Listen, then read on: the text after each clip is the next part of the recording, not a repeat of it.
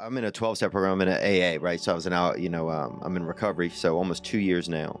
And that really changed my life, getting into, 12 steps. And, and I know that's your book. But one of the things that stuck with me is esteemable people do esteemable things. And it's like, right. And it's like when you have that choice to do something. It's better than alcohol, man. Yeah. Yeah. And the funny thing is, if you're trying to stop drinking, you need something better than alcohol. And alcohol's pretty good. Yeah. So you better find something a lot better, man. Yeah. And it is. And then esteemable people do esteemable things. It's like, yeah, well, you want to figure out something that you're doing with your life that's worth not getting drunk and screwing up. Yeah. Right.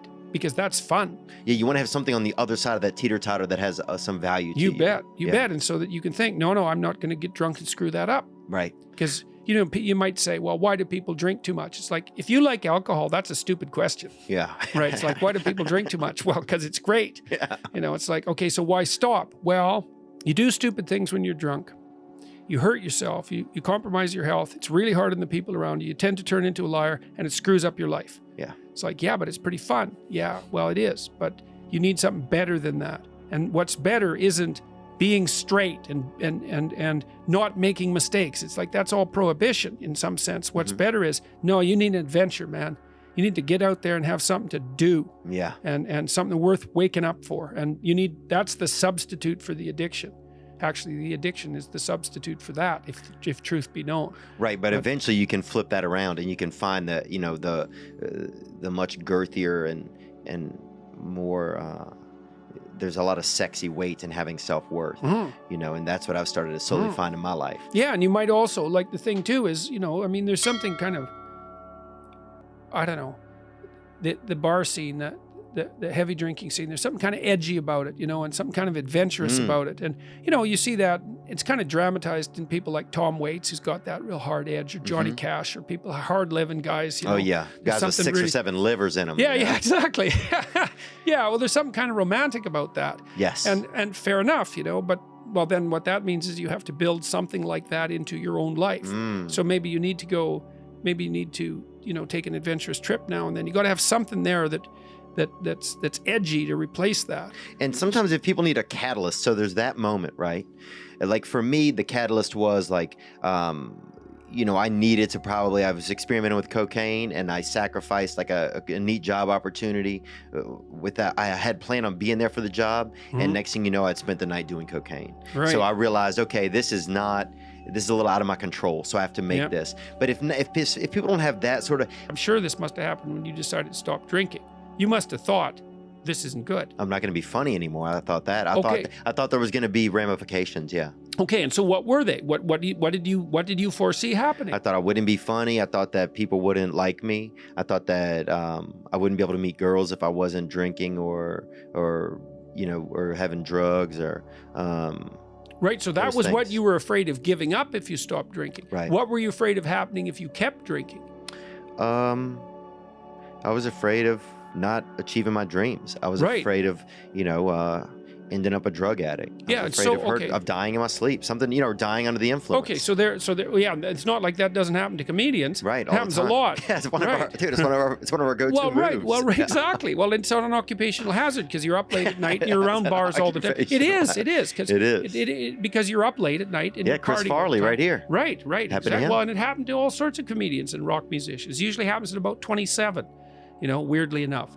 So you were afraid you're going to die, or you're afraid you're going to become addicted. So let's say what would have life like been like you for you if you were addicted? So you don't have a career anymore. No. Right. So you've given all that up and failed. So that's fun. So that's going to drive you even more towards drugs. Yeah, it would have been all my dreams. It would have been miserable. Right. It would have been hell. Exactly.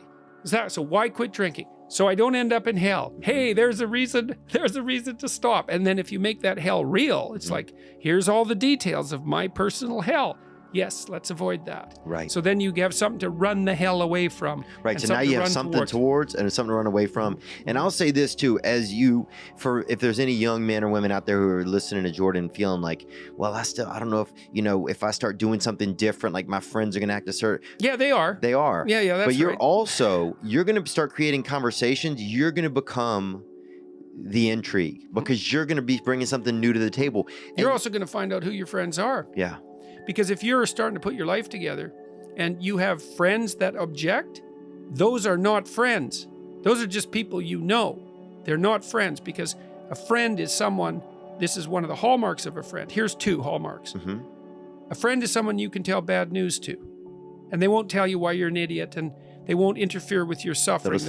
They'll just listen, and maybe they'll suffer along with you. Okay, so you can tell bad news to them, and they won't tell you some worse thing that happened to them. They'll listen, and they'll suffer along with you.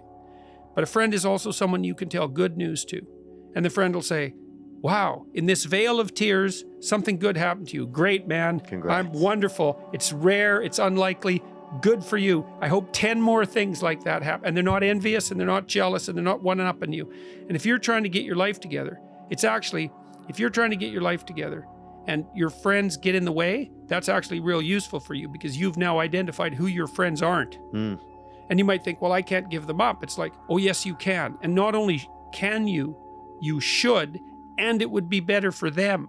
Because if they're aiming down and they want you going down with them, there's nothing good about what's happening to them, and there's certainly nothing good about that for you. Yeah, they're not gonna, and then they're gonna learn, wow, if I'm gonna lose friends if I continue in these directions. Yeah. Exactly. Why is it hard for people to let go of what's so familiar to them, even if it's bad?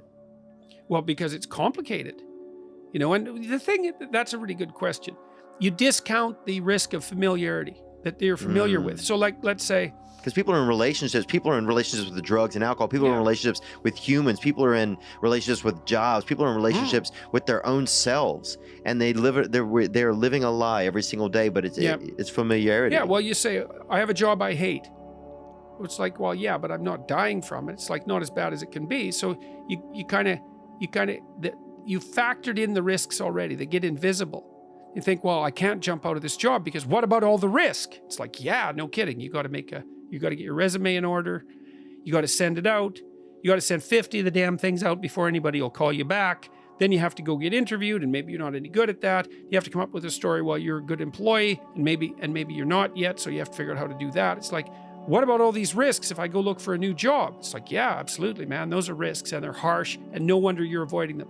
What about the risks for you to stay with this job you absolutely hate? Well, let's think that through. Okay, so I have this dead-end job. I hate it. I'm getting bitter. Where am I going to be in 5 years?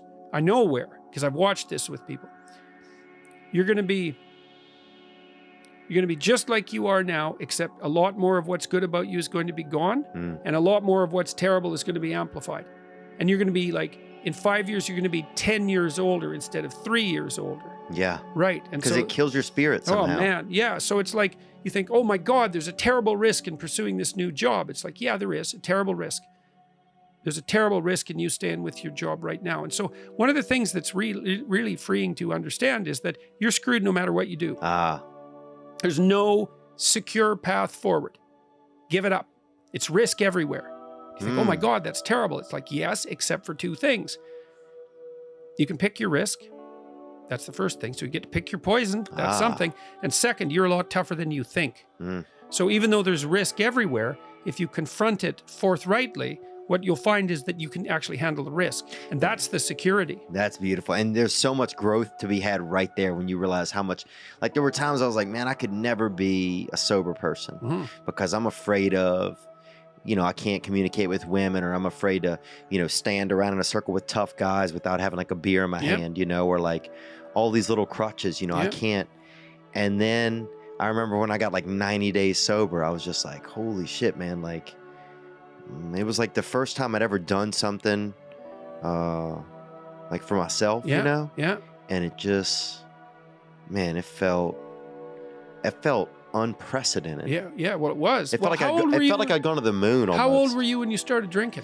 I don't know, probably like 17 or 16, kind of regular. Yeah. It was pretty basic, and I never did a bunch of it, But my biggest thing was just emotional sobriety. Like I was so drunk on my own insecurities and low self-worth. Well, alcohol really is a good drug for coping with anxiety. That's why people use it. So it does too. If you really like alcohol, it does 2 things to you. It makes you more extroverted and enthusiastic while you're on the ascending limb of the blood alcohol curve, which is why you have to keep drinking once you start.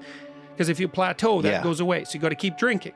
Okay, so that's one thing. It makes you more enthusiastic and more full of positive emotion. And the second thing it does is reduce anxiety. Yeah. And so if you are a bit more socially anxious, and you also have that positive response to alcohol, which everyone doesn't have, by the way, then it's a great drug. But the problem is it's